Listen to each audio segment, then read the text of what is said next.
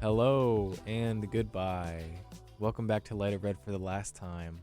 I was peer pressured into doing this. I convinced them. Heavily peer pressured. I knew I wasn't gonna have. I mean, I've been keeping up with the sports like here and there, but just with exams and stuff, I haven't been able to really watch anything.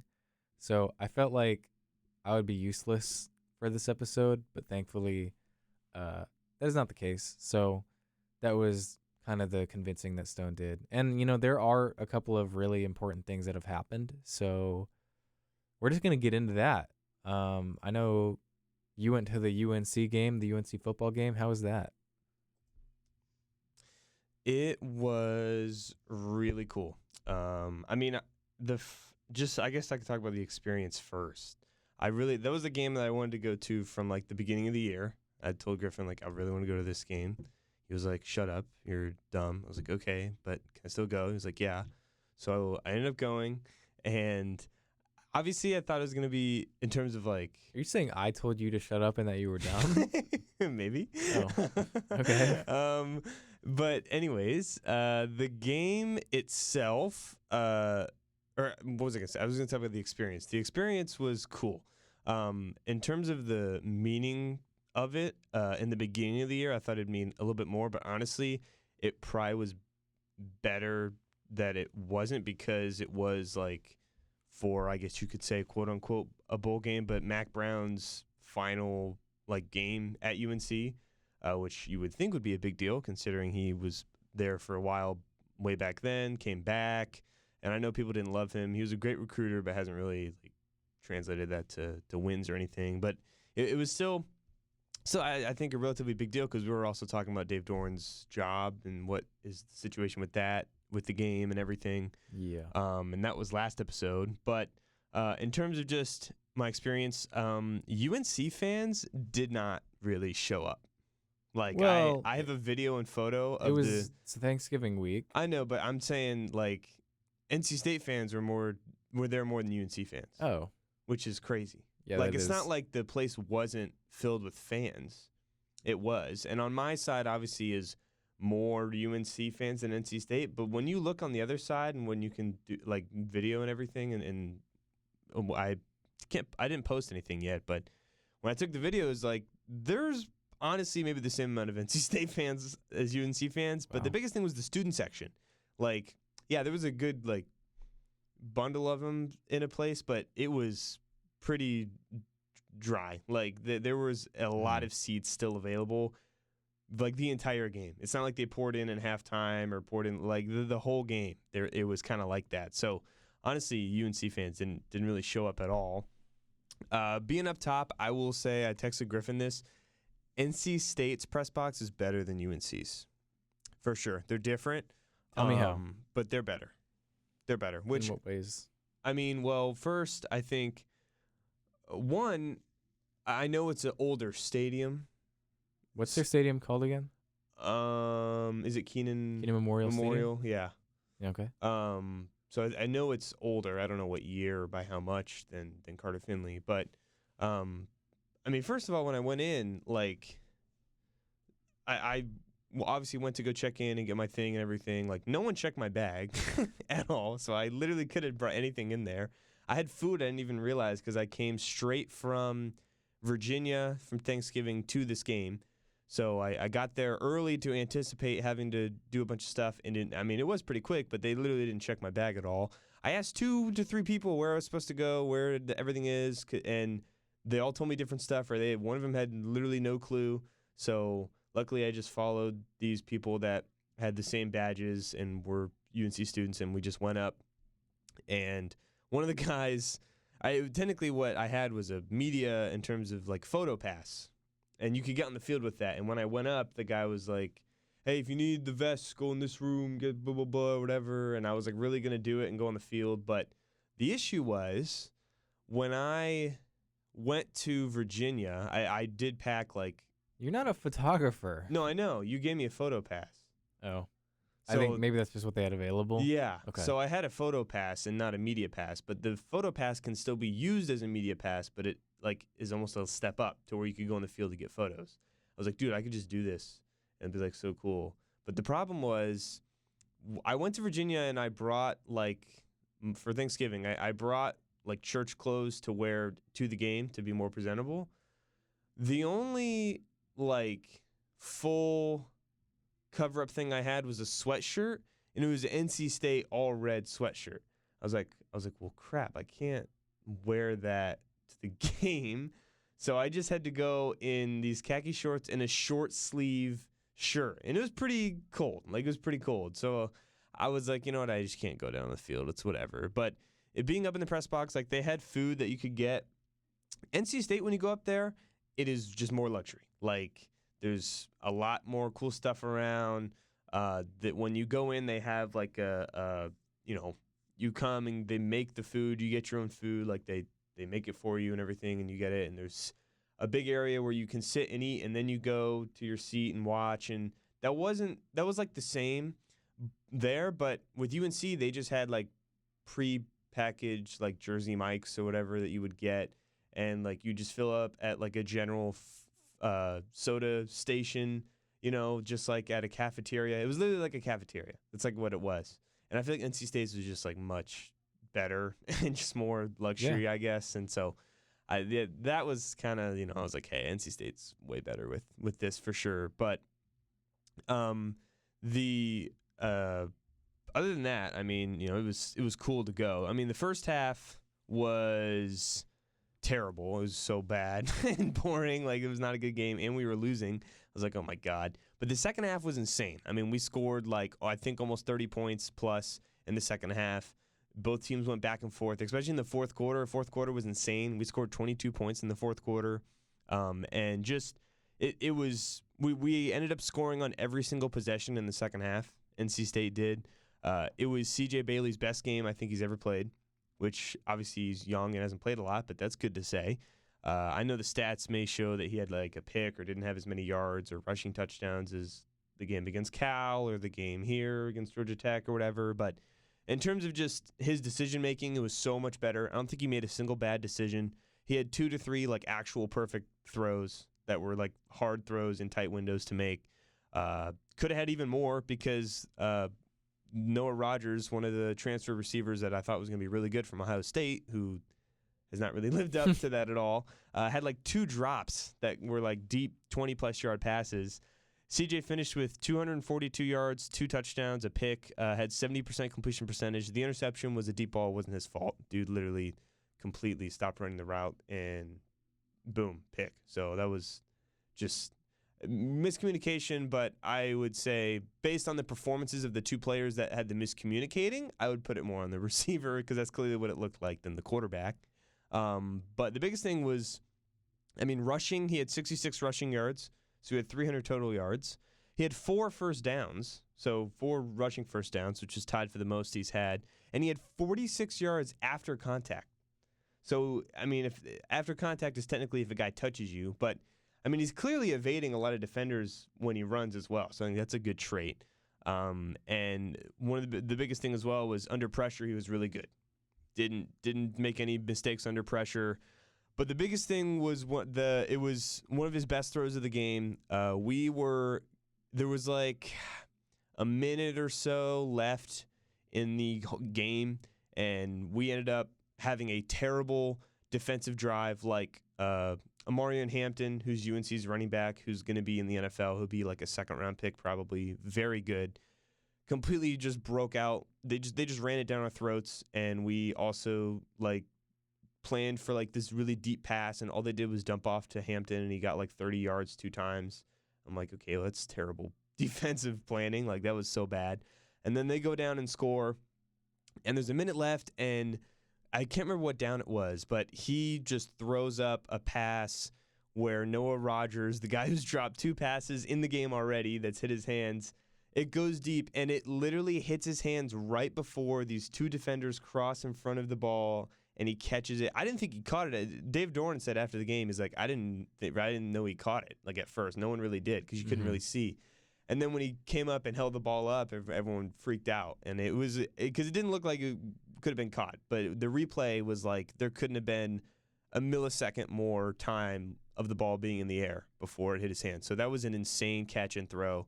So it was great for Noah to make up for his mistakes. And then after that, we just kind of ran it in and took a 35-30 lead, and they had like 20 seconds left, and they couldn't do anything because obviously, I mean, they had no timeouts, I believe, so you're not going to run the ball with no timeouts. So we ended up winning that game, but it was great second half. Devin Van, our best defensive player, really ended off in a great way after having a little bit of a disappointing year. He had 3 pressures, 4 tackles to stop first downs. He had a forced fumble in the red zone, opponent's red zone, so he basically accounted for, you could say, a touchdown himself, giving us field position that led us to score in the first half, which we didn't really do. But yeah, it was really cool. And then after the game, it was cool because obviously they had that big fight. It was a big fight, and how many rivalry games had that where people were planting flags in the middle on the same day? Yeah, a lot. Obviously, we weren't the biggest one at all, but it was. I mean, I can't remember who it was. I think it was DK Kaufman, which of course, who went to go, and then all hell just broke loose. But there were like 3 different fights happening. There was the one in the middle where they were all just fighting in general, just to fight. Another one where a UNC player took the flag, ran out of the pile, and threw it away. And then I think DK or someone else, or Devin Van or someone, came and confronted him. And then there was another fight there. And then there was another one when they were like trying to get them separated, and the people that they were like think they had separated went and started a third fight already when the people weren't on. So there were like 3 different fights happening at the same time. And I had like videos of it and everything. And everyone was freaking out from up in the press box or whatever. And nice. After the game, there was like a ton of stuff where UNC players were gone, but we were still celebrating. The DK was like doing flips, backflips. He ran around the stadium with the flag. The cheerleaders like all laid on the L in Carolina, where they spell out Carolina in the end zone. They all just laid on the L. And there's a great photo of like all the red cheerleaders and everything just laying on the L. I didn't see that. Yeah, I have a video of it. It's in the same video. You could see DK running with a flag, and then you turn back and you see all these people sitting in the L. So they really rubbed it in a lot. They totally did. But then we had to go interview, and I didn't know, but it wasn't over Zoom. It's always over Zoom every single time. And I've only gone to NC State home games. Yeah, I was gonna say it's only. I didn't know if that was an only NC State thing or if that was just a normal thing, but it wasn't over Zoom. It was, you go down to their actual, place for the interview. So I had to walk down, and keep in mind it's at night. And so I am freezing my ass off because all I have is a short sleeve shirt. And the people I'm walking with there, I'm like, dude, what are you doing? Like, how do you have it? I'm like, the only thing I have is an NC State sweatshirt. I can't wear it. Like, I literally can't wear this. And you had to walk down, go down the elevator, walk down across the field, which is cool. So I got to go in the field after the game and everything. And then you go into the opponent locker room, so NC State locker room, and then there's a little hallway that you go in, and the room is there. And so I was going to ask a question to one of them, but I just, maybe it was my brain delaying. People just said it so quickly all the time, and this one big guy who apparently has been there like all the time asks like 10 questions in a row. And I'm like, all right, well, Dave's going to kill me if I ask, like, he's going to say like, did you not just hear what this guy said or whatever? So, yeah, I was like, whatever, I'll just listen. It'll be fine. And they'll ask the questions and everything. But it was cool. Like a lot of people came. It was much happier. Devin Van was like rubbing. I mean, he didn't care at all. He literally, which he's a senior and he's gone now. He never lost to Carolina. And I think for NC State, like I don't know how many consecutive wins that is versus Carolina, but I think they have 4 or 5 in a row at UNC Stadium. I don't know how many consecutive, but I know that all 4 years that I've been in college or NU, they have beaten Carolina. Yeah, which would be Devin Van technically, but I think he also has 5 years because I think he had a COVID. So 5 years in a row, and there is a streak that goes beyond us that is just specifically at UNC, like at their stadium. So that's probably what's helping him a ton. The athletic director was in the room and everything watching during the press conference, and so, obviously I think he's obviously staying, for sure. But it was cool that a lot of different players were there and everything, and you get to. I feel like I was more outgoing in terms of like dapping the players up when I saw them walking by or whatever, because I'm like, this is my last time here. I don't care. Like I'm gonna do this. It was so cool. I've never walked out here, and then we took photos on the field after, and all the other NC State specific media people. Some of them that I know, some of them are technicians, some of them have their own thing with Pack Pros or whatever. They like took a photo of just them in their normal clothes, obviously on the field, and when they took a photo of me, I held up Wolfpack sign like this. And what I'm trying to do, I might do it myself, is what you can, in the photo, it's me with the Wolfpack up. In the background, you can see the UNC bell tower. And I was going to highlight it like red or have like the wolf peeking out behind it and edit it or whatever, because UNC does the same thing we do. That whenever we light it red, obviously with our podcast name, they light theirs blue and everything, a light blue when they have I didn't know that. Yeah. So I was going to have that photo and then just have it be lit, like have the hue be red or something behind it. But Nice. yeah, it was really cool. It was really cool. So I appreciate you for helping me out getting to that game, and as the final football game up there. I don't think I'll do media in my career. Maybe I will, but probably not in that. I don't know who it'll be with what, but that's not really a plan in the future. So I was treating that as like the final kind of thing to do. So that was really cool. Well, I'm glad you guys to go. I looked up Keenan Memorial Stadium. This is actually kind of crazy. It was built in 1926. It is very old. It's been renovated quite a few times. Yeah. But, almost 100-year-old stadium. Jeez. So what's Carter Finley? I don't know. I could look it up. Probably not as old as that. But yeah, I don't really share the sentiment that the players had after that victory, just because, like, I mean, you can listen to the other episode we just recorded, and I was basically like, yeah, I'm kind of over this. Like, I'm over this Dave Doran stuff. And you were like, yeah, well, if he wins against Carolina, then that kind of solidifies his status as the coach here. Yeah. And that's what happened. And so it's whatever. Like, I wasn't really rooting for them, to be honest. I was like, it's time to blow it up and turn the page. And I just feel like it's going to be prolonged now. So I think the way you end helps a ton, because a lot of teams end with their rival, and the way you end helps a lot. So, but it can hurt a lot. Like if you had the season you had and they lost, it would have been a lot of talk. But because they won, I think it almost resolves a lot of people's minds of all that, and they don't even really see that. But I agree with what you're saying and see it, and we'll just see for the next season and beyond that. I think it's going to have to take a real down year plus losing to a big rival. I think that's what it's going to have to take, to where you end off on a bad note. Now, they obviously have their bowl game. I looked up a few projected bowl games. There were 3 that I found. One of them has us, 2 places had us in the same bowl game, which is the Union Home Mortgage Bowl at Raymond James Stadium, they had our projected opponents either as Oklahoma or Vanderbilt, which are 2 SEC schools. Mm-hmm. So probably I don't think we would beat either of those 2 teams. Not really deserving of a bowl game. No. At all, and then the other one is the Mayo Bowl. Obviously, that's held in Charlotte. And it would be projected versus Minnesota, which we could beat them. UNC, they played them in the very beginning of the year. And I believe they won on a last-second field goal, and that was the game that their starting quarterback got injured for the year. Obviously, a lot has changed beyond that. They have P.J. Fleck, who I believe he was, I can't remember what school he was at. I think Western Michigan or something like that. And he's kind of a fiery guy. But I feel like we could win that game. But if it's an SEC school, I don't think we stand a chance. Especially with the people that are not coming back, which you can mention, as you are the first one that I had heard this potentially being a thing, and it ended up coming to fruition because it made a lot of sense when you said it. In terms of the players that are not going to be in this bowl game, which, again, doesn't really matter a ton. No, not really, but more so for the future of the program, who's not going to be back. Yeah, so, I mean, I don't know how many, probably like a month and a half ago, I was like, what if Casey transfers? And it's just like kind of in this era of college football, that seems to be a pretty common thing with players who have the talent but maybe aren't getting the opportunity, or just not living up to the expectations, or whatever it may be.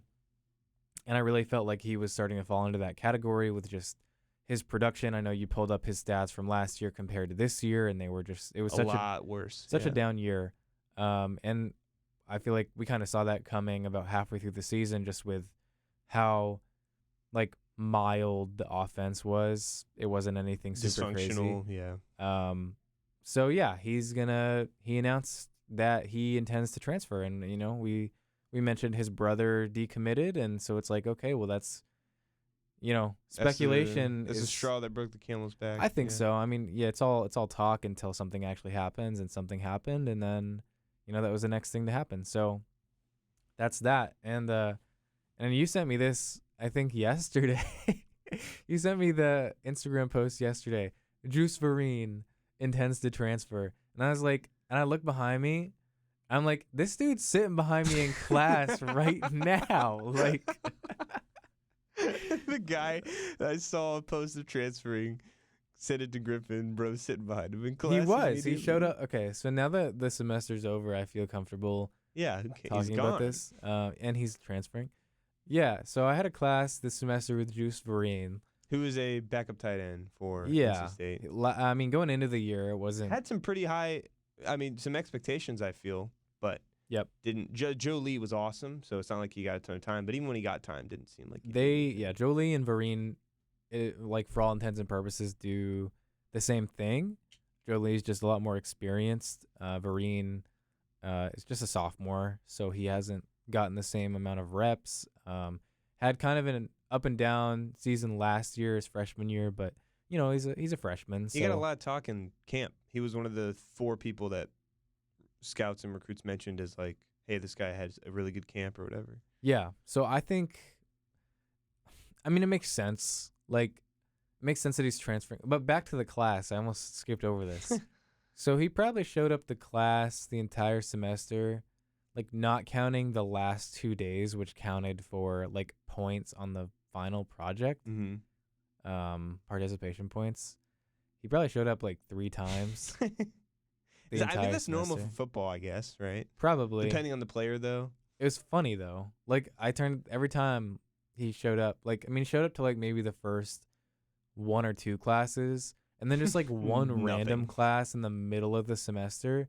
And then he showed up like on a Thursday, like the day of the Georgia Tech game. And like obviously didn't play in that. And then I think he showed up to the last 2 classes. So I think once he had made up his mind that he's not going to play on this team anymore, he showed up to class more. And finished up, yeah. So I think he came to like the last 3. Tried to actually get his classes to transfer and everything. Yeah. So, we were presenting our slides for the final project yesterday, and it got the Juice's slide. Is he in your group? No, it was just kind of like a... No, it wasn't a group project. It's an individual thing. It was an individual thing that each she person has a slide. Yes. Oh, so she stitched it together, and she would pull it up, and each person like would stay seated, but like say, "Yeah, this is my slide. This is like what was his?" Oh man, it wasn't. It wasn't horrible, but it was. And to his credit, he wasn't the only person that didn't know what they were talking about. Because there were a couple of like girls in the class who I was like, oh, it talks? Because it was like a participation-based class. And I swear, there were like 3 or 4 girls who just sat in the class the entire semester just NPCing it up. And it's frustrating because like you're wasting space. There are other people who probably need the class. And you're just going to sit there with your phone, like looking like a tool. At least Juice didn't show up to class and just waste space. Yeah. But, yeah, he kind of knew what he was talking about, but it was clear that it was like a very like small snippet of the book. Yeah. Yeah, I don't know.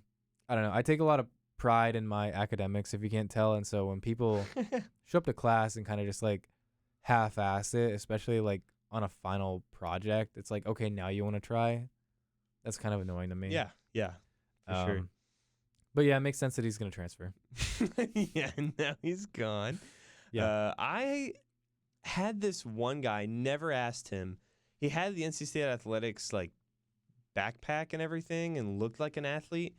Couldn't tell you what sport, and it wasn't recognizable. He might have been on But the staff. There are students who work maybe for the he looks like an teams. athlete for sure. But Well, like the practice squad. maybe I don't know. I never asked him. But I never really had classes with athletes or anything. There's this one NC State football player. I forget his name. He was like a freshman defensive or offensive lineman.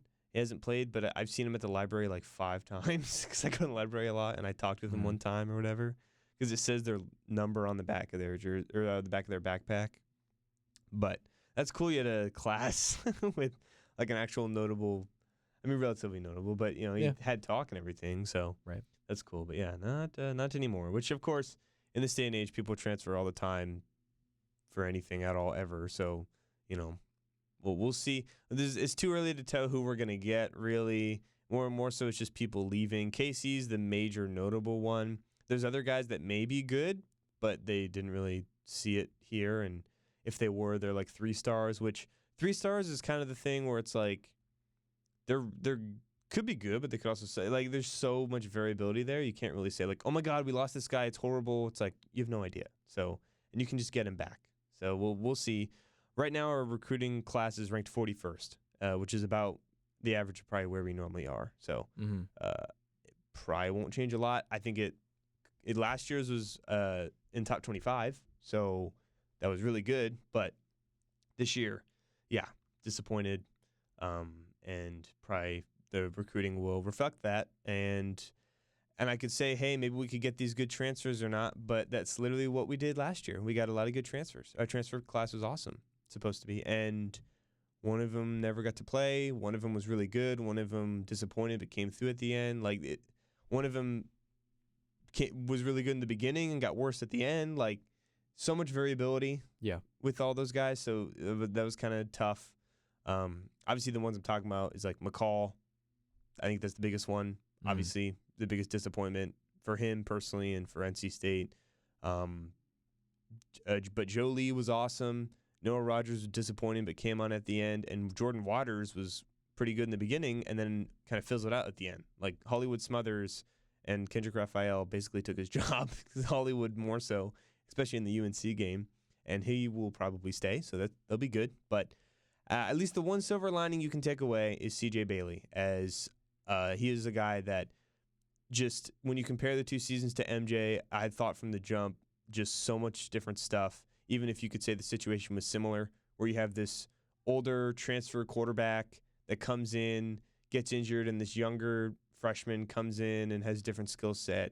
It's like the same story, but I think obviously one from the jump, just it seemed just much better than the other. So hopefully CJ, he will stay. It was said that he will stay, so we'll see what we get from him. I think it'd be really cool to have a guy like that play 4 years or something like that. You know, like, I don't know. It's hard to tell his ceiling, but for a freshman, he had a good year, like a good freshman year. And it was better than anything we had last year.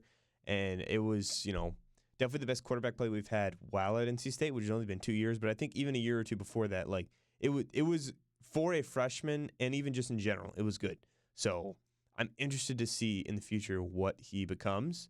And maybe we have something good there, and hopefully he's a guy that we can actually stay. I still have the opinion that you should get insurance, whether it's another good recruit or a transfer that maybe is just fighting for a spot but not a guaranteed starter at quarterback, because with our hit luck in history, like, guys get hurt. And CJ, while is good, he's not the most – he's a little bit more lean. You know, he's like 6'5", but I think he's like – I can't remember what weight, but just it's not very, you know, built to withstand hits all the time, which is a little worrisome when you're NC State, obviously. So I still think that, but it'd be cool. We'll see what he does. But the bowl game, we'll see. We don't know. Do we really care? I know you don't give a crap. I will pay attention, but in the end of the day, what's it going to do? You know, I don't know. I really don't know. So.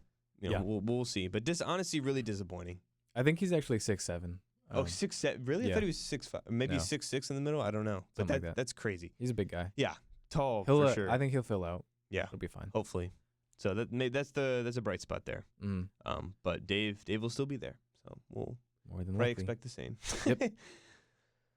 Okay. Well, you good to wrap it up there on football? Yeah, we're all good. Cool. Well, I don't think we were we on the podcast when we went to the Charlotte game, the men's soccer game? Like, had that already happened when we recorded? Yeah. Like we talked about. No. that? Yeah. I don't know. I don't remember. I don't remember either. But we did go, and It was which we're getting to men's soccer. They made the NCAA tournament. They had a great year. We've talked about it a lot. And they first tournament game was at home versus Charlotte, who was Yep. I think we previewed it. Previewed it, yeah. And we were like, are they better than us? Their ratings, they beat us. It was very close. Yeah. And so what ended up happening was Stone and I went to that game. We sat there, and it was really cold. Yeah, it was annoyingly. So I was very mad. It was annoying. And we just kind of like, I mean, I liked it. I had a good time watching it. Yeah, I don't it was usually, cool, but I like hanging out with you and everything. It was cool. I Yeah. mean, we watched and did whatever. So they scored towards the end of the game, and then with like less than a minute left, Charlotte scores. So it was a real defensive battle. Both teams were kind of known for their defensive prowess, and that Stone was like, "Oh, thank God, we can go home. Like, it's so cold." They score a damn goal with a minute left. Yeah. So we had to stick around for 2 extra. 2 over to 2. Yeah. 2, not the first. Because did anyone score? Did they both score in the first? I think they both scored in the first overtime. I think they did. No. Or did no one score? No one scored until it's sudden death. It's sudden death okay. overtime. Okay. So no one scores in that first 10-minute window, and then finally We scored pretty early in the second one, though. I believe so. Yeah. So it was cool. We got to see a win. It was a deep game. Wish it was warmer in a different time, but yeah, it was very cold. I've never been to a soccer tournament game or whatever, so that was cool. A lot of Charlotte fans, they're pretty obnoxious. I don't like them. I don't really like them. They definitely traveled well. Yeah, it was weird that they traveled that well. I'm glad we sent them packing though. Yeah, good. Get out of here. They had these stupid like blow up boom whackers or whatever, and they did nothing. I was like, what are you doing? Like you look dumb. Whatever. There's this one younger guys that were like taunting this like dad that was right in front of us. I remember it, and like the dad just didn't know what to say. He like couldn't an NC State dad? No, a Charlotte dad. He just looked stupid. He didn't know how to respond or whatever. But yeah, well, his kid was probably good. on the Charlotte Yeah, team. I guess. I don't know, but it was funny. Well, shout out to everyone that did come though, because it was a big game and it was cold. So I mean, you got to be a real one for that, right? And then the next game was like what we previewed, like, hey, if we beat Charlotte, I don't think we'll beat Georgetown. But we did. Pretty handily, too. Which was cool. It was I believe they scored 1 goal in the first half and 1 goal in the second half. Which Georgetown was a better defensive team than Charlotte even was. And both of them were like top 10. So that was insane. And what were they ranked? Georgetown was ranked number 4 going into that matchup. Wow. So they were actually the top seeded team in the region. Mm-hmm. And we knocked them off. So that was a really big win. Awesome. I wish that I was there for that. Where was that? It was in D.C. where Georgetown plays. Oh, okay. Yeah. But on the road. Wow. That was our biggest issue. That's because that's why we projected a loss, because it was like I don't think they won a road game versus an actual like relatively decent like the whole year. They won a bunch at home. That was certainly the biggest win in school history. Well, not in school history, but in recent history is what I meant to say. And an awesome start for the coach. Like, absolutely. What an awesome start. Year 1 makes it to the Sweet 16. Literally, yeah. Great move to go on and get this guy and move on. Like, that was awesome. That's what I'm saying. Yeah. They're out there, man. I know. Go get those Big East That's what we were coaches. talking about with football. We talked about that. We talked about, look at Indiana. We talked about all these schools that, I mean, it's there. You can do it. Washington, obviously, their first year, and it happens every single year. And maybe you're not the exact team to do it year 1, but that doesn't mean there's something better. I agree with you with football. I mean, we're done with football, but I do agree it's run its course. But look at soccer as an example. I mean, the first year doing this, obviously we unfortunately, it was one more game to get out of the region completely, right? And we lost to Marshall. Yeah. So the Sweet 16 round, it was against Marshall. They were ranked number 13 going into that one. And yeah, I think they beat us 2-1.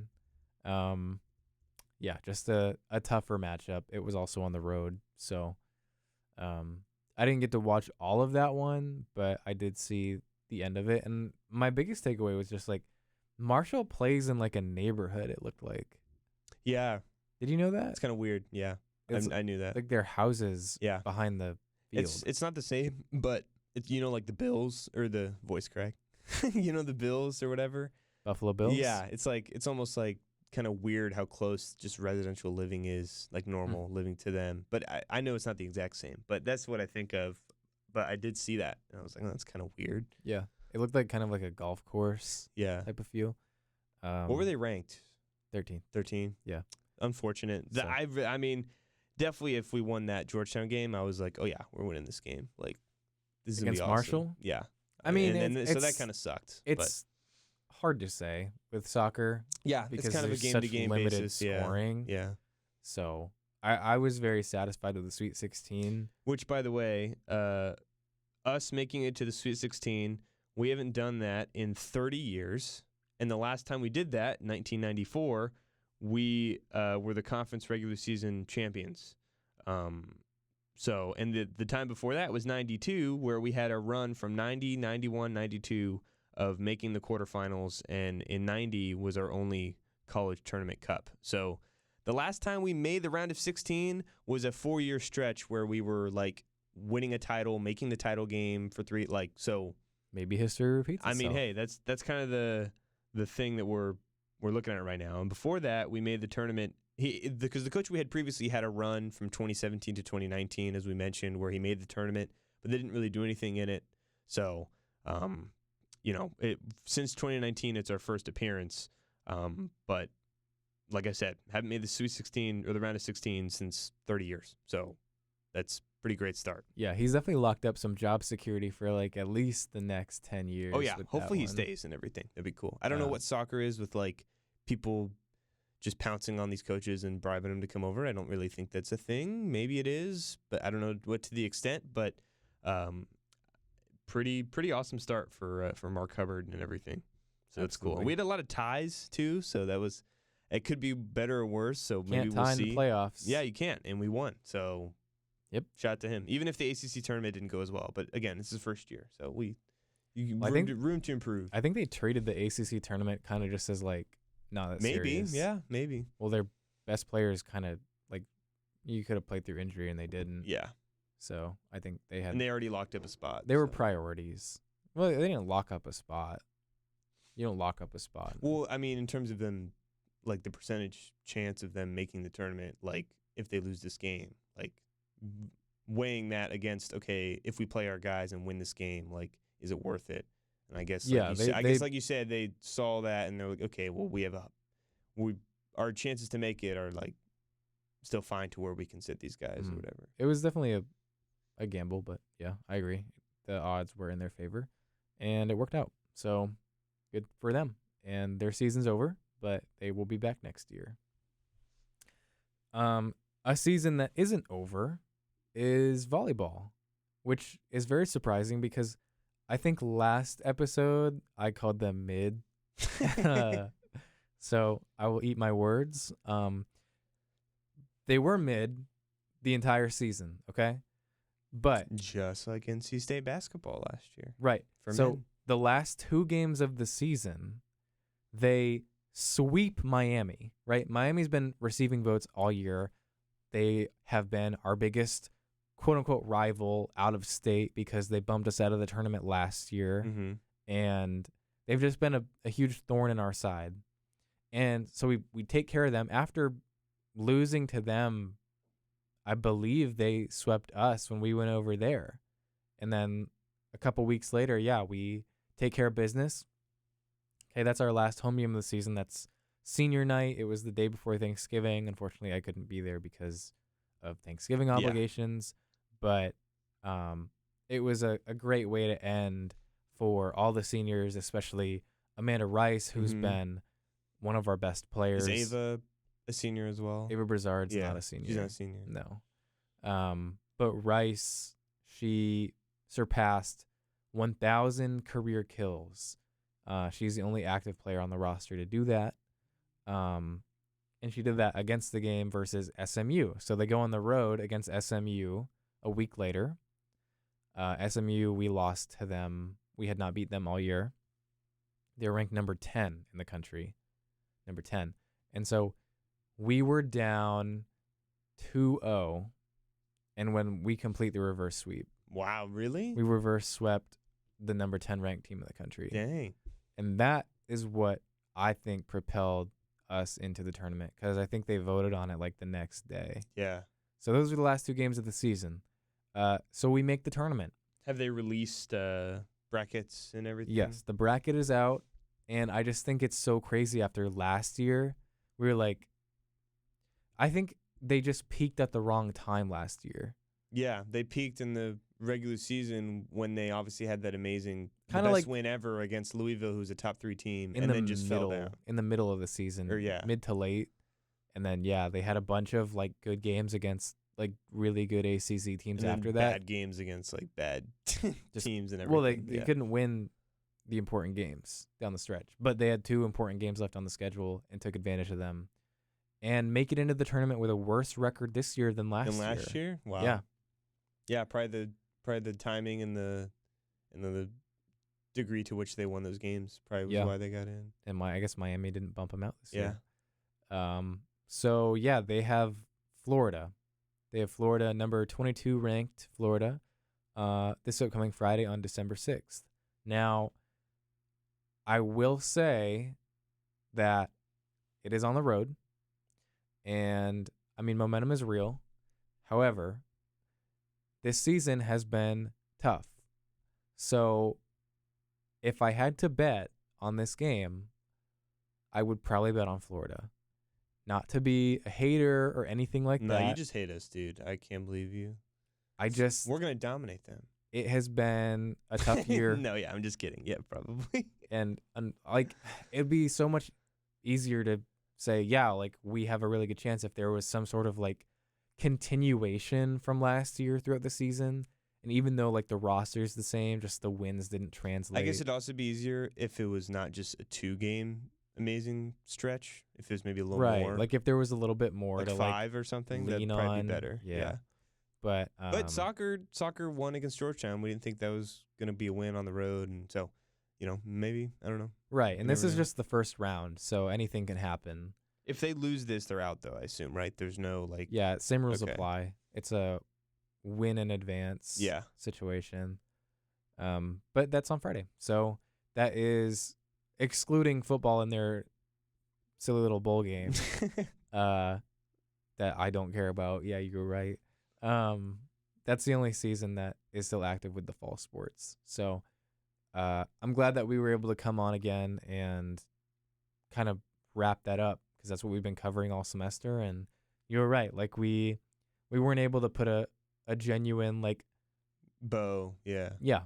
So which we still won't, because women, but I think it's much better than where it was Still- left off last time, Like, well, assuming they lose, it doesn't yeah, really matter. we'll see, But I mean, Chances are men's- they don't make a run. Yeah, but still them doing those 2 games, making the tournament, men's soccer going all the way through, the UNC game, all that stuff. And Yeah, everything. I don't have any. I feel satisfied with where we're leaving it for sure with the season. I know you wanted to say some stuff about basketball too. Just because it started. Yeah. And that, obviously, from last year, that was our best kind of thing and everything. But Mhm. it's not necessarily analysis, because we kind of already went over stuff. Like women's felt relatively similar, maybe not the same Final Four stuff, but it's possible. And men's was like, yeah, we're gonna go as far as our schedule and our opponents take us. Like we're gonna be kind of like around better than last year regular season, but we don't have the ceiling as of last year's team. And if we make it, it'll be because other teams disappointed, or we were able to get a better schedule, or we'll beat the teams we're supposed to. We'll lose to the ones that we're supposed to. That's kind of what my thinking is with men's. Mhm. And so far, that's been the case. Our only 2 losses are to our 2 real opponents. Everyone else was not really a real opponent. The score was identical in both. It was 71-61 in basically both of them, except one game we had 72, or they had 72. So basically a 10-point, 11-point margin in both games. It was BYU and Purdue, which Purdue is not the same team, but they're still ranked. Good Big Ten team. And then BYU is a solid Big 12 team, but Big 12 is packed, so it's kind of hard. But would have liked to have a closer margin At least not be the. I mean, because you would have thought we could beat Purdue, or you could have thought we could have beat BYU or gotten very close because the BYU game happened after Purdue, and it was the same. So I guess we're very insanely consistent in terms of playing up to our competition, but not enough. But we play Texas at home basically right now. I think at like 9 or something as we're recording this. December 4th. Yeah, so today. So should be a close one. Hopefully we win. It is at home. So all of these like actual Power 5 schools are going on the road in more hostile environments for the first time. Because when they went on the road, it was like 2 tournaments, in-season tournaments. So Maui or Vegas or something, and not really one team has an advantage. So this is the first time that certain teams are going where it's like an actual road game atmosphere. So I think that could change a lot. Obviously, it just did yesterday because Clemson beat Kentucky at Clemson. So you're going to see some upsets happen a lot because that's just what happens because these younger players get used to these road environments. So, and Texas is a very volatile team. They're very volatile. So I think we could totally win. It's going to be a very close game. The projections have Texas winning by 1 basically everywhere I saw. So it's basically a pick 'em. So that's really cool. I'll be watching that game. We will. So can't go because we're recording, obviously. But and it is finals week. So And we're getting pizza. Yeah, we're getting pizza after this. Funny enough, the first place that we went when we first had the pod, Griffin suggested, hey, let's go here. And we went to go eat, and it was what we were first talking about. Did we record an episode yet, or had we had one and it was after? Or That's a good question. I don't remember. I don't either. Maybe we had one episode or something like that, or maybe it was before, but we had like a... I think we might have done one at that point. One, and we were talking about all the stuff that we wanted to do and everything, and now we're ending it at the same... It's Ruckus Pizza. Same spot, yeah. Shout out to them. They put up our flyer when we made those. Yes. Yeah. I don't know if you remember, if anyone saw them around campus, we had these. I remember when we did a lot last year. This year was harder. You know, it's just less time.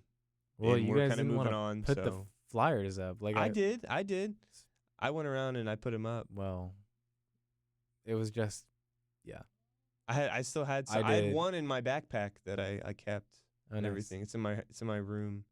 I remember, but I remember having them in my because there were these smaller. Huh? I should have kept one. I know. I always went around after and saw like when they were ticking down or whatever. And there was one that lasted near a bus stop like a long time. Really? Yeah. How long? A while. Definitely past Patrick, and like it got taken down like probably finals time. Last year? Yeah. Okay. So they don't last very long. They honestly didn't. I don't know if you remember. It may be a week or 2. Damn. It was kind of disappointing. Like all these stupid idiots taking like, come on, like people post shit all the time. It's like, stupid, but whatever. But yeah, I remember when we did that. So we'll end it off there, and then women's. They are 4-3 right now, but their 3 losses are to number 1 South Carolina at the time, which they had their first loss in the regular season in like a long time. LSU, who's very good. They were number 7 at the time. And then TCU, who's ranked now. They weren't ranked at the time, but they have Haley Van Lith, who was a very good player that transferred from multiple times. I think she was on LSU last year, who made the title game. So 3 very good teams that we lost to, some closer than others. TCU was very close. But we play number 18 Ole Miss tomorrow at home. All of our losses were not at home. So I honestly think we win that game, to be honest. We're not ranked, but I think our record doesn't show how good the team is. Right. So I think we beat Ole Miss, to be honest. So if you want to, I don't know, if you bet and you want to do a easy bet that we're probably not favored in, maybe we are. It won't be by much. So I think we'll beat them for sure, to be honest. I'll put that because I think we're better than our record shows, and it's at home. I agree. I think that you can kind of say the same thing for the men and the women. Just we're not deep enough into this season yet to really have a good idea of like how good they are. I can tell you women's, same as last year, what we thought has a higher ceiling. Yeah. And they showed that in terms of Final Four. Obviously, we made the Final Four too, but the men's. The men's. But the men's. You said we like it's two separate. Yeah. But the men's doesn't have that ceiling this year. They don't. So don't expect that. But expect at least some quality stuff from the future because it seems like Keats has built a pretty good program, and we'll see. I'm honestly really interested to see what he does, after. Hopefully that's not the only thing he lives off of. It probably will be in terms of recent stuff. Because, I mean, you have guys. I mean, Tom Izzo, legendary Michigan State head coach. Of recent, it's been he overperforms with lower teams. But, I mean, make the Final Four a couple years in between. But last title was in 2000. So sometimes you really live off. Not everyone can win back-to-back. Like, it's insanely hard. Some people live off of 1 or 2 runs every few whatever. So, Absolutely. Yep. Carolina and Duke obviously kind of do it more often. But it's something we'll remember forever. And I think it was really cool that we were able to record, like, and have this thing to voice, like, when that was all going on. Like, it was just so awesome. You got to go to, like, the game and everything there. We obviously have our experiences with both. And that'll be something I'll remember forever. And it was so cool being able to do all that and experience that here. And obviously with us having this podcast and everything. But do you have anything else? No. No. The Final Four run was definitely some of our like most listened to. Yeah, I haven't looked. I used to ask you all the time about the stats and everything. I haven't looked at anything this year, but I remember you telling me that was definitely the most listened to because it was when the most eyes were on NC State. So if you've been an actual listener, like, thank you so much. Like, that's awesome. You know, I know a lot of people came in at certain times. I don't know if a single member of my family has actually listened to anything besides the first episode. Really? Yeah, probably. I thought your parents were listening the whole time. No, probably not. They don't even listen to my personal one. So, no. We should talk crap about them, and then they wouldn't even know. And they'll see if they text me. Yeah. They'll text me if they listen to it. If anyone I know listens to this, text me, and I will do something. I don't know to appreciate you, but I don't think so. I think a lot of our people that listen to this listen to it for the content and NC State love, not because of me or whatever. Maybe you have people that probably do, but yeah, I've had people give me some feedback about it that listen to it like just for me. Really? Yeah, that's funny. They're like, why Stone's talking so much?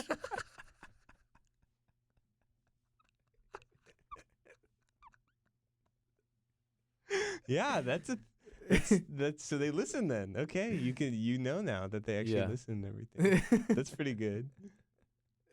Yeah. What'd they say about Patrick? Patrick wasn't really here long enough to get that, which is crazy. Feedback. I feel like it was but we've talked about it. It's been like well over a year, since he left. Like, I can still remember all the stuff. We used to do this weekly. I just brought it up before, which is crazy. But yeah, this is a really cool experience. I want to thank you for having me be on. Like, I remember just going and a guy that I worked with went to the Agrimec yearbook meeting or whatever, and you were there, and you brought up, I guess, wanting to do a co-host or something, or he knew about it.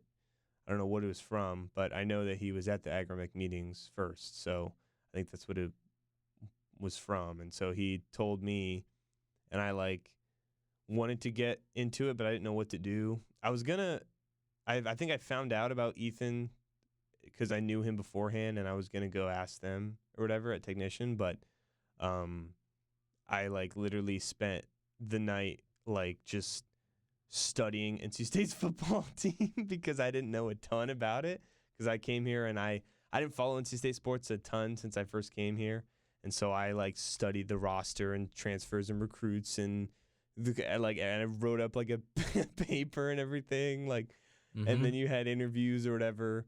And what I don't know if you said it on here. Obviously, actually, you take us through the story of hiring and everything. Because how many people applied, and you actually did interviews with for the podcast? Yeah, yeah. So, I was podcast. It was me and this other girl started it, and we did 2 episodes in the spring of 22, and wait. No, yeah. 23. No, spring of 23, yeah. And then she basically waited until the last minute. We had already reapplied and were hired and everything by WKNC. And so she quits. And she's like, yeah, she was the tech sports editor at the time. So the Technician sports. And so, yeah, she just pop in the meeting and kind of gauge the interest. So that's what I did, and that's where I met Patrick and Alex Manuel, who you were referring to earlier. And so yeah, Patrick was basically like, he's like, yeah, I'll do it, and I was like, well, hold on, like, let me like, see the interest level here. I can't have more than one guy, so I thought I was just gonna replace her with the one person, and yeah, Alex interviewed. So I held interviews because I felt like that was the best way to do it, even though it wasn't like technically. Yeah, dude, you made me nervous. You sent out like professor level, job level emails of like interview. I was like, oh my God, this is a real deal. I was like, Well, geez. I mean, at least it made you take it seriously. Yeah, really. Yeah.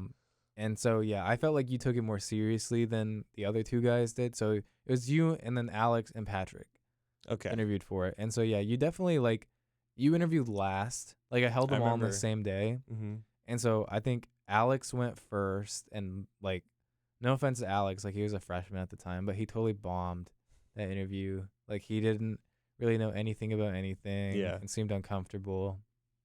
And so I was like, okay, well, and he recommended you too, so I don't think he cared that much. Probably not. I think he just kind of did it like just to see like, what it was all about. Yeah. And then Patrick comes along, and Patrick was like the complete opposite of Alex. Like he had a lot more like charisma and energy and juice. Yeah. And so I was like, oh, okay, well that'll work. Perfect. And I was like, okay, well, yeah, I'm probably gonna, have you do this podcast with me. And then yeah, you came on, and I was in the room. Like I remember I came in earlier or whatever while you were still interviewing with him and everything.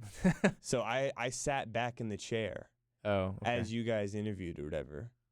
And in your mind, you were like, okay, well, I'm just going to pick Patrick, this guy that just came. Yeah. And then you came. But you had to do me. Yeah, you came and limped on over. Yeah, you were in like what? Oh, yeah. Yeah. Like, yeah. Like before the first day of school, the first day, I like messed up my ankle or whatever. Yeah, you were in like crutches. A brace and crutches and everything. So yeah, you limp your ass over to the table. And I was like, oh, this guy's pathetic.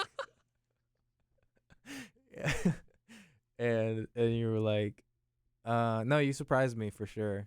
Because you weren't, I'd say personality wise, you were closer to Alex than you were Patrick. Yeah. But you were a lot more like knowledgeable and strategical with it. And so like it balanced out. And I thought that, yeah, like, I was like, oh, well, this guy could probably balance out like myself and definitely Patrick. Which that was awesome thinking, I think. Like, so that was good thinking. I made a last second adjustment, and I was like, oh, well, I'll bring both of them on because they both seem to like want to do it. And so why wouldn't I want two people who want to contribute?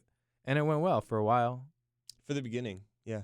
We just had more people who could do more with the podcast, like as far as video stuff and like we did a social media stuff, the flyers, like we had a new logo done, like. So we had a lot done in those first and I mean 2 we months.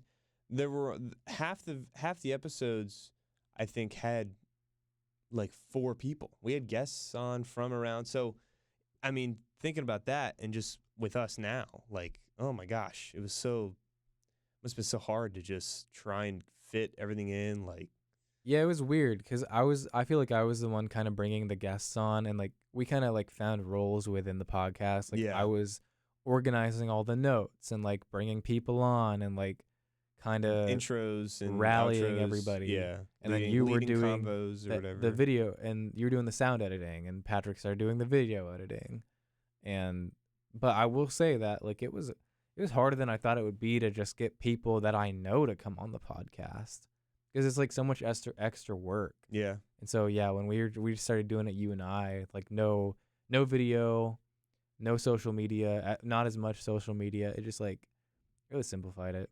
So I'm not upset about that. No, I mean, I wish we obviously could have done more, but again, it like you said, it takes a lot of time. I spent so much time in here trying to learn how to use Adobe Premiere because I never really learned. I knew it vaguely, but I had to look up and learn a lot of stuff. We had a giant issue on our first video or our first episode where the mic, like, it'd be just with 3 people. It only allows you to have 2 audio tracks. So 2 people are on the same audio track, which created issues. But there was another issue where, like, when I was editing it, the mics were so like volatile and picked up so much noise that they would pick up the background noise of one of us talking in the other mic on the other track, and you could hear it, and it was like, I was so upset. I was like, oh my God, I freaked out and ran here and tried to fix it. I had 3 people text me because I was so hype about getting it out, and so that was, I mean, we had a lot of ups. I had so much fun, like, being in here, though. There were so many good, fun times, like, laughing at me, laughing at other people. Like, in the beginning, I just remember, like, going through, it was just awesome. Some people couldn't handle it, but, I mean, like, I don't care. It was so funny and fun, and anyone who actually could, like, we had a few guys in here that I thought did great and helped us and everything, and, you know.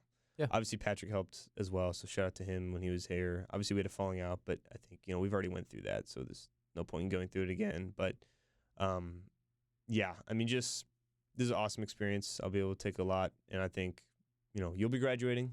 Mm-hmm.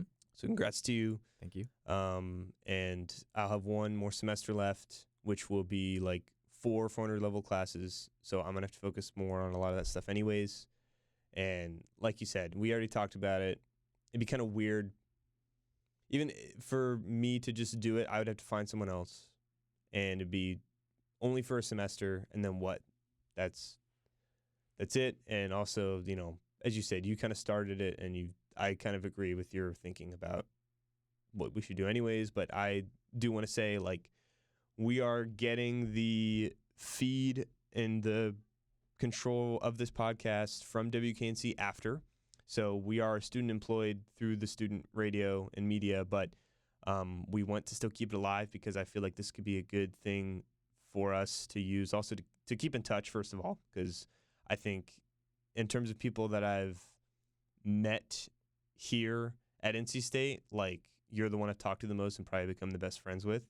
Like, I had roommates and stuff that I was closer with, but or I guess suite mates or roommates. I thought you were talking about. No, not the guy I lived with, but the people, like, around in the dorm, you know, like, not in the, like, same room. No, And they were really cool, but I haven't hung out or seen them in months.